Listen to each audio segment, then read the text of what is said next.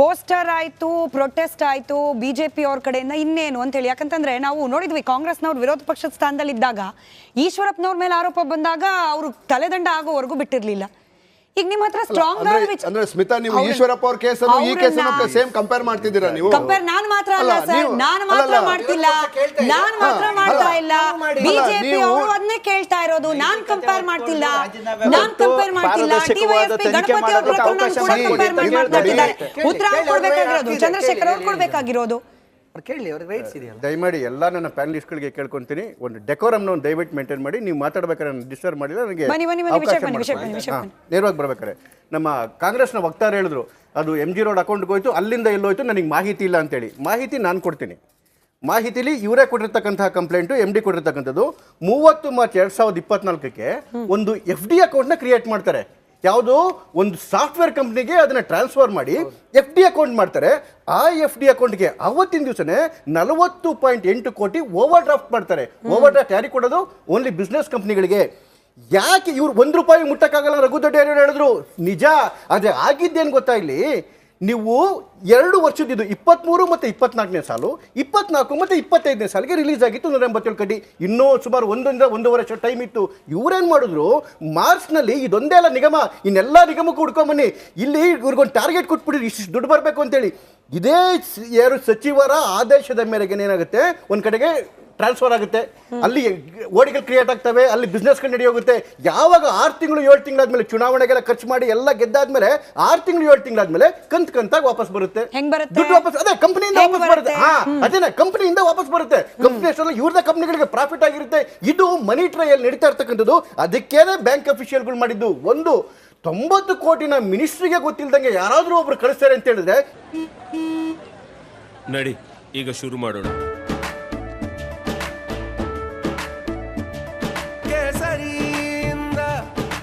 ಮನೋಲ್ಲಾಸ ಮನಸ್ಸು ಮತ್ತೇರಿ ಕುಣಿದಾಡಿದೆ ನೋಡು, ಮನಸ್ಸು ಮತ್ತೇರಿ ಕುಣಿದಾಡಿದೆ ನೋಡು.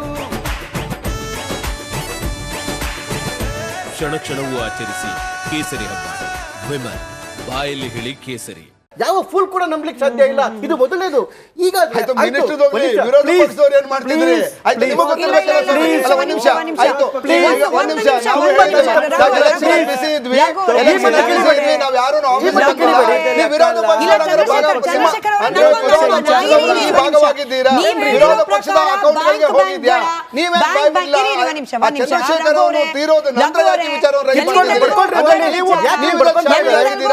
ಬಿಜೆಪಿಯವರನ್ನು ಶಾಮೀಲಾಗಿ ಪಕ್ಷ ನಡೆಸ್ತಾ ನೀವು ಇಲ್ಲ. ಚಂದ್ರಶೇಖರ್ ಅವರೇ, ಇದು ಒಂದು ಡೌಟ್ ಇದೆ, ಅದನ್ನು ಸೇರಿಸಿ. ಈ ಬ್ಯಾಂಕ್ಗಳ ನಡುವೆ ನಡೆಯುವಂತಹ ಈ ರೀತಿಯ ಅವ್ಯವಹಾರ ಆದ್ರೆ ಇದಕ್ಕೂ ಸಚಿವರಿಗೂ ನೇರವಾಗಿ ಹೆಂಗ್ ಸಂಬಂಧ, ಅದನ್ನು ಹೇಳ್ಬಿಡಿ. ಅಲ್ಲ, ಅವ ಸಚಿವರ ಆದೇಶ ಹೇಳ್ದಂಗೆ ಇದಾಗಕ್ಕೆ ಸಾಧ್ಯನೇ ಇಲ್ಲ. ಇಲ್ಲಿ ಡೆತ್ ನೋಟ್ ಅಲ್ಲಿ ಅವರೇ ಸಾಕ್ ಬರೋದು.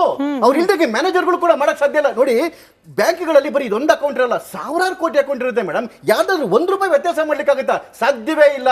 ಅದಕ್ಕೋಸ್ಕರವೇ ಮೌಖಿಕ ಆದೇಶ ಅಂತ ಹೇಳಿ ಅವ್ರು ಡೆತ್ ನೋಟ್ ಬರ್ದಿಟ್ಟು ಸತ್ತಿದ್ದು ಇದಕ್ಕೋಸ್ಕರ. ಒಂದು ಅಂದ್ರೆ ಮೌಖಿಕ ಆದೇಶ ಯಾರಾದ್ರೂ 90 ಕೋಟಿ ಮೌಖಿಕ ಆದೇಶ ಮಾಡ್ತಾರೆ.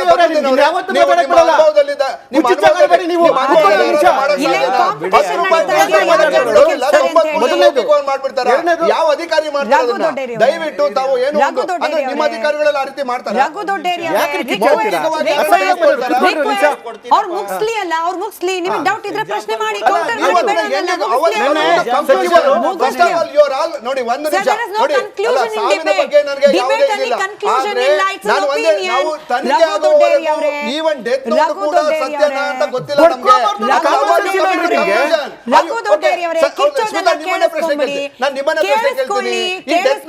ಈ ಡೆತ್ ನೋಟ್ ಅಲ್ಲಿ ಇರ್ತಕ್ಕಂಥದ್ದೆಲ್ಲ ಸತ್ಯ ಅಂತ ನೀವು 100% ಕನ್ಫರ್ಮ್ ಮಾಡೋದಾದ್ರೆ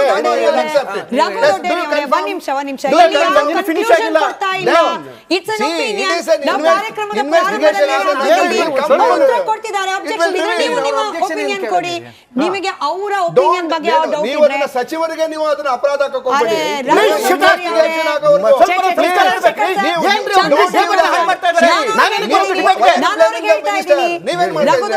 ಕಂಪ್ಲೀಟ್ ಮಾಡ್ಲಿ ಅವರು. ಹೇಳಿ ಚಂದ್ರಶೇಖರ್ ಅವರೇ. ಮಿನಿಸ್ಟರ್ ಪ್ರೆಸ್ ಮೀಟ್ ಅಲ್ಲಿ ಎಲ್ಲರ ಮುಂದೆ ಒಪ್ಕೊಂಡ್ರು ಇಲ್ಲಿ ಅವ್ಯವಹಾರ ನಡೆದಿದೆ ಅಂತ ಹೇಳಿ. ಅವ್ಯವಹಾರ ನಡೆದಿದೆ ಅಂತ ಹೇಳಿದ್ಮೇಲೆ ಇವರ ಕೈ ಕೆಳಗಡೆ ಆಗಿರ್ತಕ್ಕಂಥ ಅವ್ಯವಹಾರ ಆದ್ಮೇಲೆ ರಾಜೀನಾಮೆ ಕೊಡ್ಲಿ, ಕ್ಲೀನ್ ಆದ್ಮೇಲೆ ವಾಪಸ್ ಬರ್ಬೋದಲ್ವಾ? ನೀವು KJ ಜಾರ್ಜ್ ರಾಜೀನಾಮೆ ಯಾಕೆ ತಗೊಂಡಿದ್ರಿ ನೀವು?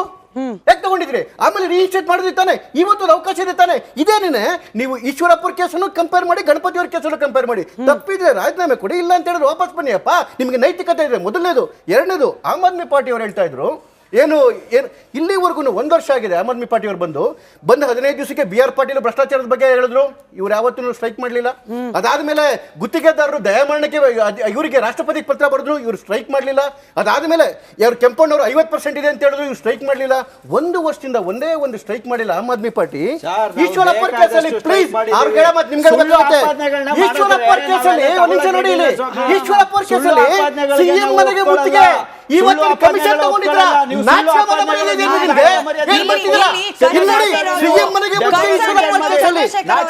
ಚಂದ್ರಶೇಖರ್ ಅವರೇ ಕನ್ಸರ್ನ್ ಇರೋದು ನಾವು ಹೆಚ್ಚು ಪ್ರೊಟೆಸ್ಟ್ ಮಾಡಿದ್ರು ಯಾರು ಕಮ್ಮಿ ಮಾತಾಡೋದು? ಬದ್ರುದ್ದೀನ್ ಅವ್ರ ಸಮಯ ಬರ್ತೀನಿ. ರಘು ದೊಡ್ಡೇರಿ ಅವರೇ, ಅಲ್ಲ ನಾನು ಒಂದೇ ಪಾಯಿಂಟ್ ಸರ್ಕಾರ ನಮ್ದಲ್ಲ.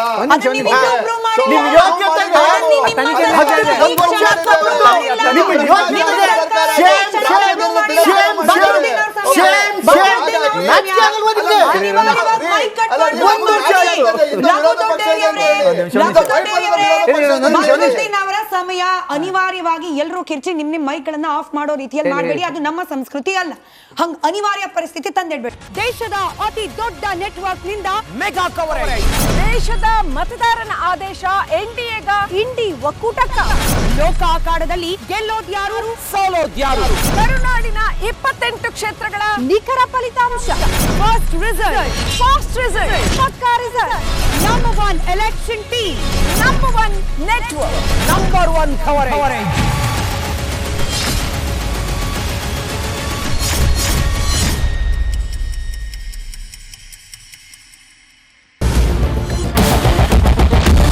ಕ್ಯಾಪ್ಟನ್ ಅರ್ಜುನ್ ಕೊಂದಿದ್ದು ಯಾರು? ಅವ್ರ ನರೇಟಿವ್ ಎಲ್ಲಿ ತಂದಿಟ್ಟಿದ್ದಾರೆ ಅಂತಂದ್ರೆ ಸಂಪತ್ತನ್ನ ಹಂಚಿಬಿಡೋದು ಅಂತ. ಇದು ಸ್ಟುಡಿಯೋ ಟಿಪ್ಪು ಜಯಂತಿ ಮಾಡಕ್ಕೆ ಅವ್ರಿಗೆ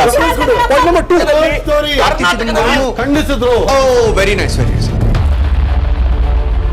ಯಾರು ತಪ್ಪು ಮಾಡಿರೋದಿಲ್ಲಿ? ಓಲೈಕೆ ಹೇಳಿಕೆ ಇದು ಅಂತ ಹೇಳಿ ಯಾಕೆ ಪರಿಗಣಿಸಬಾರದು? I.N.I. ಕಿಚ್ಚಕ್ಕಲ್ಲ ಇದು ವೇದಿಕೆ. ಇದು ಫೋಟೋ ಎಲ್ರದ್ದು ಒಂದು ಟೈಮ್ ನಿಮ್ಮ ಸಮಯ ಮುಗಿದಿದೆ. ಅವ್ರು ಹೇಳಕ್ಕಿಂತ ಮುಂಚೆನೆ ಹೇಗೆ ಪ್ರತಾಪ್ ಸಿಂಹ ಪಾಸ್ ಕೊಟ್ಟಿದಂತ ಆಗ್ಲಿ ಡಿಕ್ಲೇರ್ ಆಗೋಗಿತ್ತು ಅಂತ ನನಗೊಂದು ಡೌಟ್ ಬಂತು. ಸಾಕು ನಿಲ್ಸಿ. ಕೆಟ್ಟ ಪದ ಬಳಕೆ ಕಾಂಬಿನೇಷನ್ ಇಟ್ಟಿಲ್ಲ ನಾವಿಲ್ಲಿ.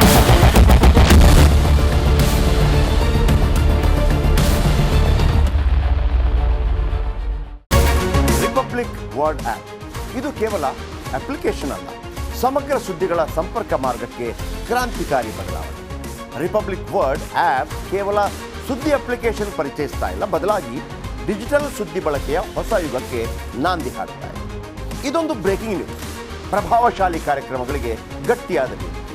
ಇಲ್ಲಿ ಕೇವಲ ತಾಜಾ ಸುದ್ದಿ, ಅದರ ನೇರ ಪ್ರಸಾರ ಮತ್ತು ಚರ್ಚೆಗಳಿಗೆ ಮಾತ್ರ ಅವಕಾಶ. ರಿಪಬ್ಲಿಕ್ ವರ್ಲ್ಡ್ ಆಪ್ ಡೌನ್ಲೋಡ್ ಮಾಡಿಕೊಳ್ಳಿ. ಗೂಗಲ್ ಪ್ಲೇ ಸ್ಟೋರ್ ಮತ್ತು ಆಪಲ್ ಆಪ್ ಸ್ಟೋರ್ನಲ್ಲಿ ಲಭ್ಯವಿದೆ.